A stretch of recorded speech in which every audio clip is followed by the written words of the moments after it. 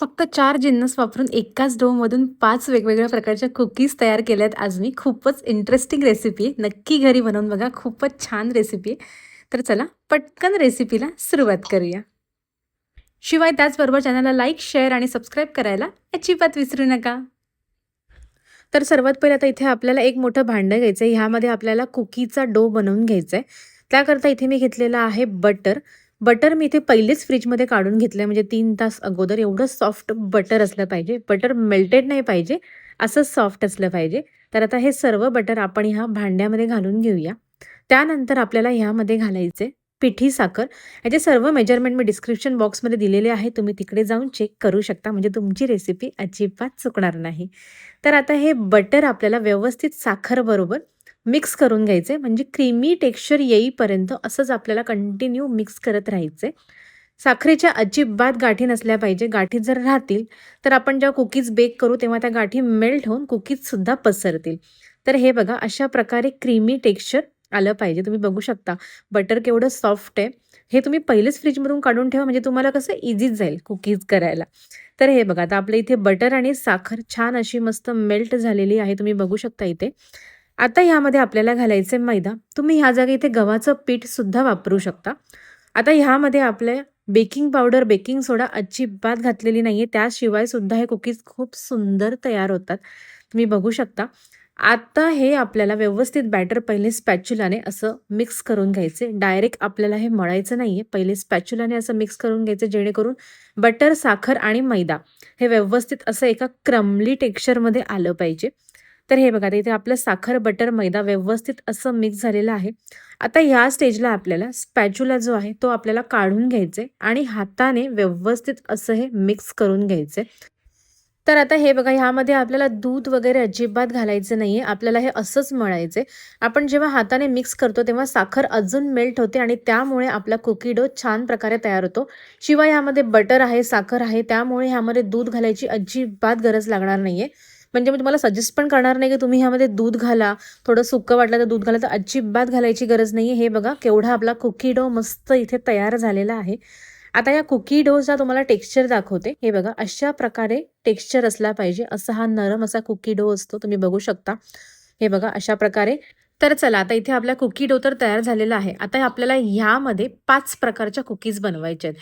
तर सर्वात पहिले आपल्याला हा कुकी डो एका टेबल टॉपवरती घ्यायचा. तुम्ही डायरेक्ट टेबलवरती घेतलं तरी सुद्धा चालेल. आता हा छान मस्त असा लांबट करून घ्यायचा आणि ह्याचे समान असे 5 भाग करून घ्यायचे. जेवढे तुम्हाला कुकीज बनवायचे आहेत वेगवेगळ्या प्रकारचे, तेवढे तुम्ही इथे भाग करू शकता. तर मी इथे 5 प्रकारच्या कुकीज बनवणार आहे एकाच डोमध्ये.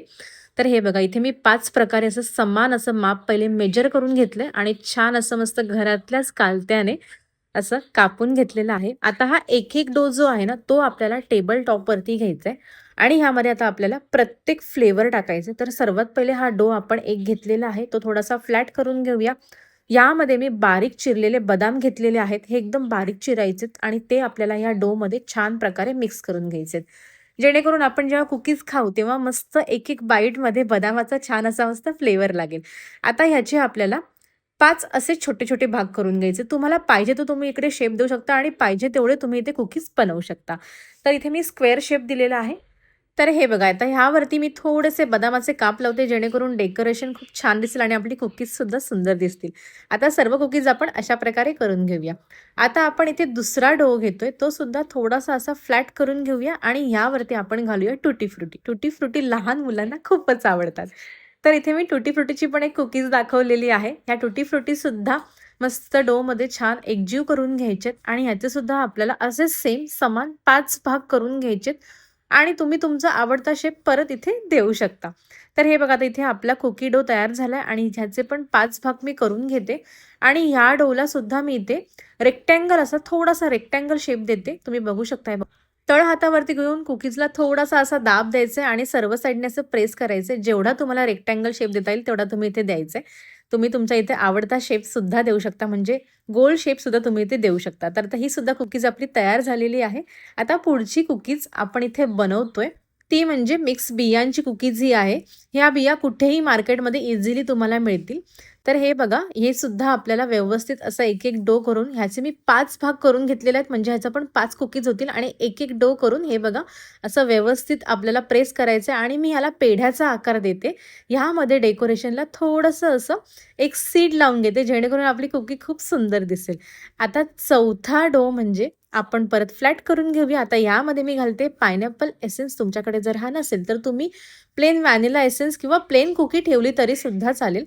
पण पायनॅपल कुकीजसुद्धा खूप सुंदर लागतात आणि माझ्याकडे होता म्हणून मी हा डोसुद्धा आपल्याला या एसेन्स बरोबर छान असा मस्त एकजीव करून घ्यायचा. थोडासा वेळ लागतो हा एसेन्स एकजीव करायला, पण ह्या कुकीजसुद्धा खूप सुंदर लागतात. तर हे बघा, आता इथे आपला डो जो आहे तो एसेन्स बरोबर छान असा मस्त एकजीव झालेला आहे.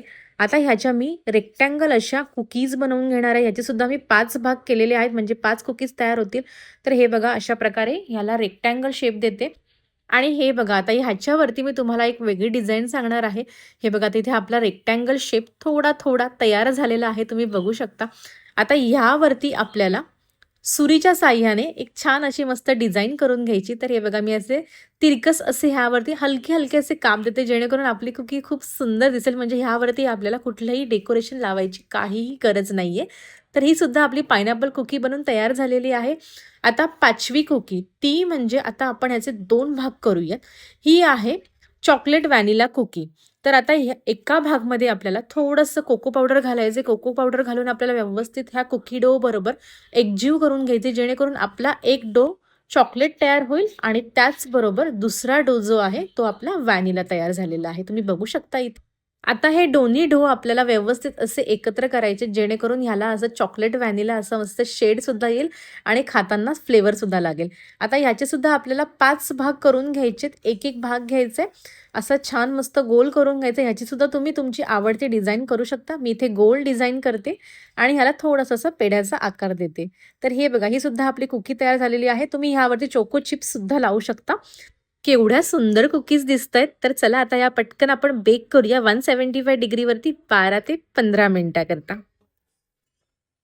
तर हे बघा, 15 मिनिटानंतर इथे आपल्या कुकीज तयार झालेल्या आहेत. केवढ्या सुंदर आपल्या कुकीज दिसतात आणि कलरसुद्धा खूप सुंदर आलेला आहे. तुम्हाला मी एक कुकीज उचलून दाखवते. हे बघा, पायनॅपल कुकी केवढी सुंदर दिसते आणि शिवाय या सर्व कुकीज खायला खूपच सुंदर लागतात. तुम्ही हे 6 ते 8 महिने एअरटाईट कंटेनरमध्ये आरामात स्टोअर करून ठेवू शकता. हे बघा, मागे सुद्धा कलर केवढा सुंदर आलाय. तर चला आपण पटकन याची छान प्लेटिंग करून घेऊया. तर कशी वाटली तुम्हाला आजची रेसिपी? आहे की नाही एकदम साधी आणि सोपी? तर चला पटकन आजच बनवून बघा. परत भेटूया अशा एका छान रेसिपी बरोबर. तोपर्यंत असंच छान छान खात राहा आणि स्वरूपाच किचनला बघत राहा.